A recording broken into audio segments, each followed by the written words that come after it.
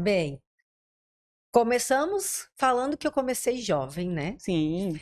E sempre tive, desde jovem, um desejo de ser executiva, Paula. Lívia, eu convivia com filhos de empresários, de grandes empresários no Espírito Santo, e eu falava assim: eu quero aquela vida ali, eu quero isso também.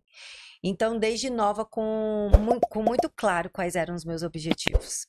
E aí, vim morar em São Paulo, logo que formei, fiz uma carreira em mercados bastante masculinos, e com muito claro do que eu queria e de quais eram os meus talentos, eu consegui crescer e ascender na carreira muito rápido.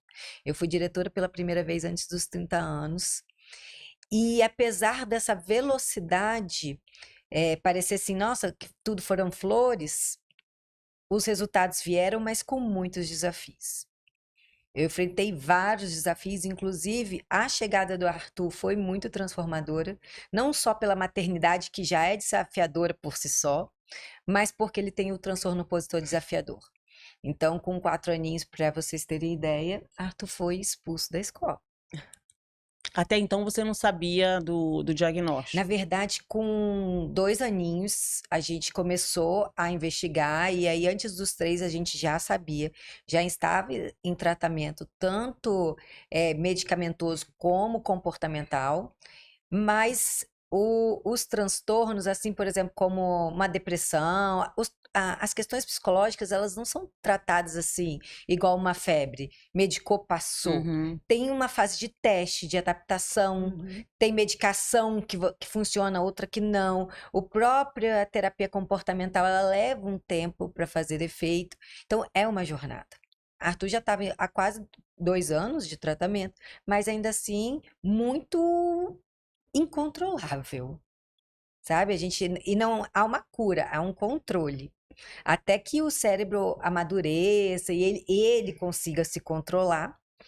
A gente estava tentando, então, ele ter sido expulso e aí ia para outra escola e a gente era sempre chamado. Tudo isso fez com que eu repensasse algumas coisas na minha carreira e não só quisesse realizar cada vez mais, deixar um legado, porque continua sendo um objetivo, mas também repensasse qual a estratégia, como fazer isso.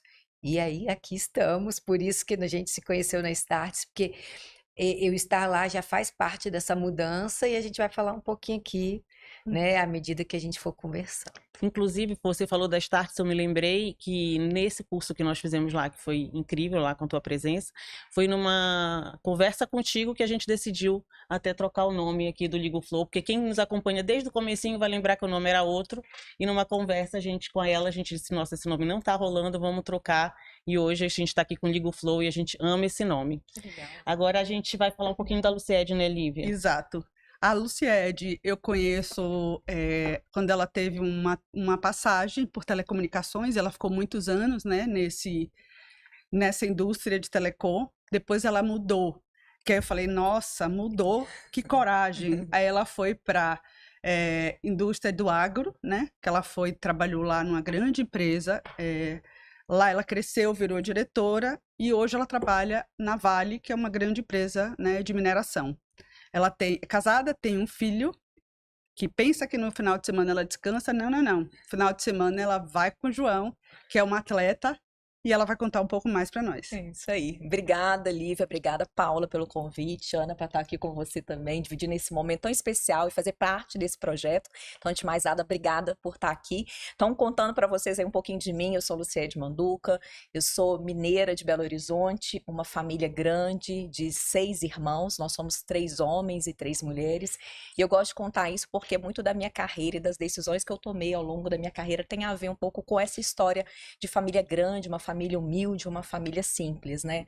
E aí, trazendo um pouquinho para vocês, eu lembro que eu, criança, as pessoas falam assim, e aí, eu já começando a adolescência, e aí, você é a mais velha, você é a mais nova, você é do meio? E eu olhava e falava assim, eu não sou nem a mais velha, nem a mais nova, nem a do meio. E eu me vi em determinados momentos pensando assim, onde eu estou? Que lugar é esse que eu tenho que ocupar e que eu quero ocupar, seja na minha família, seja na minha vida. Então, ao longo da carreira, eu vou contar depois para vocês, em vários momentos eu levantei a mão para ocupar um espaço. Então, aquilo que eu ficava sem resposta lá atrás, hoje eu sei qual é o espaço que eu quero ocupar, e muito talvez tenha sido, né, dessa questão dessa família grande, a gente tem que dividir tudo, e eu não sabia exatamente quem era a Luciede naquele contexto, né? Fora a questão da percepção sobre os outros, né? Você sentar numa mesa, você saber que tem mais gente ali com você, que você precisa dividir suas coisas. Então, esse contexto familiar foi muito importante, eu acho que determinante para o que eu me tornei hoje. Somos uma família birracial, então essa questão de raça, homem e mulher, nunca foi muito pauta, então eu sempre abracei, sempre quis estar nos lugares por mim, né? Independente de gênero, de raça. Então, tem coisa aí muito interessante para contar. Eu sou casada com o Rogério é professor de educação física, não tem nada a ver com o mundo corporativo, de certa forma é muito bom, Um equilíbrio. porque tem um equilíbrio, né? Além do mais, para quem depois tiver interesse em me acompanhar, vocês vão ver que eu prezo bastante por esse equilíbrio de corpo, mente, espírito. Então também ajuda também a lembrar que a gente precisa cuidar do nosso corpo para nossa mente, o nosso espírito também tá bem. O João Gabriel, como a Lívia já falou, é uma criança de 8 anos. O João Gabriel foi um presente também na minha vida. Tivemos uma situação de talvez não era nem para eu estar aqui, né? Eu tive um parto difícil, né? De quase morte. Então, assim, para mim estar aqui já é um presente. E João Gabriel vem com toda a energia, né? Sendo o nosso xerife da zaga. Né? Ele, com 8 anos, ele é um atleta federado, inclusive. É uma loucura acompanhar aí no Ele é atleta final de quê, Lu? Ele é futebol, nosso xerife da zaga, né? Ah, Então, da zaga. é xerife da zaga. A gente brinca porque ele é o xerifão da zaga. Que é a posição, eu vou ficar na zaga, quero defender, né? E super Legal, centrado legal. e tal, é uma figura. Bom, e aí hoje, né, falando em carreira, né, foram de fato 17 anos na Vivo, depois eu fiquei 3 anos na Nextel, então foram 19 anos no mercado de telecomunicações, peguei todo o processo de privatização, fusão, aquisição, várias, né, da Lívia, Paula também, Sim, participamos juntas. era compra, vende, enfim, nessa loucura. Eu fiquei 17 anos na Vivo, depois 3 anos na Nextel, e aí eu fiz a virada pro agronegócio. Fiquei 7 anos aí na Yara Fertilizantes, que é uma empresa mundial, né, líder no segmento de fertilizantes, uma empresa norueguesa. E agora, recentemente, completei 1 ano na Vale, que é uma das maiores empresas no Brasil e no mundo em mineração. Além disso, descobri outro dia que eu sou uma profissional portfólio, que são profissionais que fazem um pouquinho de tudo. Então, eu sou carreira corporativa, mas hoje eu dou palestra, faço mentoria executiva e também em conselhos de empresas. Então, longa história curta, um pouquinho de mim aí. Muito legal. Gente, muito incrível, né? E aí, pode E falar. requer muita coragem, né? Porque essa coragem de, tipo, se reinventar e falar assim, não, eu vou aprender o novo e eu vou ser melhor com o novo. Isso para mim é... Olivia, Eu eu acho que adoro tem uma coisa mudança. que você falou de coragem, tem uma outra coisa que é vulnerabilidade. Porque eu acho que à medida que a gente vai crescendo, principalmente nossa carreira, né, quando a gente fala de ser coordenador, gerente, diretor, há um tempo atrás tinha muito esse conceito, né, que a gente tinha que saber tudo, né? Como assim, se você sentou nessa cadeira e você não sabe? Então eu acho que esse processo de se reinventar tem muito a ver com isso, com uma coragem, com vulnerabilidade, e um termo que está muito em voga que é o lifelong learning, né? Que é você estar Sim, disposta a a aprender estar sempre. sempre aprendendo, se atualizando, e aprendendo é com quem é mais velho, necessariamente não. Tem muita gente jovem hoje com conhecimentos muito diferentes daquilo que era a base pra gente. Eu aprendo todo dia com meu filho. Meu Sim. filho hoje tem aulas dentro da escola dele que eu jamais, nem imaginava na época ter. Então, é isso. Eu amo também conviver com os meus filhos, né? Uma de 26 e um de 19. Eles chegam com coisa em casa todo dia. É muito legal essa troca. Lu, te ouvi falar aqui, traz pra mim, assim, uma força muito grande, né? Eu acho que inspira muito a gente, porque é uma trajetória incrível que você teve aí ao longo de todos esses anos, já são mais de 25 anos aí de trajetória, então isso é muito incrível, além de ser mãe, de ser casada, de ter a tua vida e de se reinventar sempre. Então, eu acho que poderias deixar uma mensagem, trazer pra gente como que é todo esse processo, de onde vem a coragem para fazer tudo isso, de se aceitar, de mudar. E você falou aí de vulnerabilidade, então eu acho que isso é fantástico. Mas, assim, como é que é esse processo para inspirar outras mulheres que às vezes estão pensando e ficam ali presas e não fazem isso, né? Dá um pouquinho pra gente, assim, do teu ponto de vista disso aí. Eu comentei de coragem, vulnerabilidade, de estar sempre aprendendo. Eu acho que é muito importante a gente, em determinados momentos da nossa vida, também parar para se entender onde eu estou, onde eu quero estar, de novo, né? Que lugar é esse que eu quero ocupar? E muitas vezes, talvez nem saber o que você quer, mas talvez o que você não quer é tão importante quanto. Mas também tenho que confessar que em alguns momentos, né? A gente falou eu falei aqui de mudanças de carreira, essas mudanças não foram necessariamente a Luciede ali conduzindo, né? Eu passei por algumas situações que me provocaram parar e, de fato, refletir o caminho que eu queria.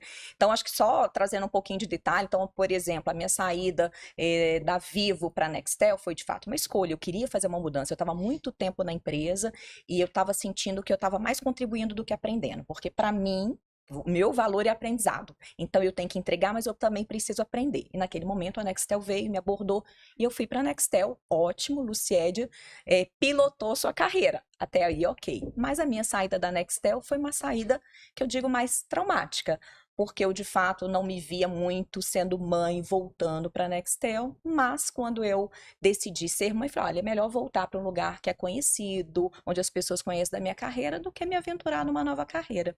Só que aí não foi bem essa a decisão que a empresa tinha para mim.